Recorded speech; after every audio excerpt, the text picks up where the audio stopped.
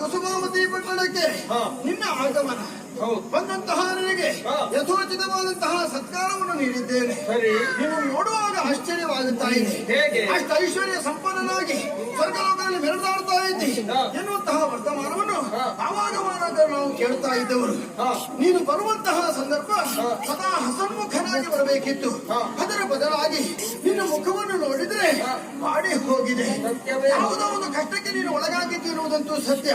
ಕುಸುಮಾವತಿ ಪಟ್ಟಣಕ್ಕೆ ನನ್ನ ಬಳಿಗೆ ಬಂದ ಬಳಿಕ ಯಾವುದೇ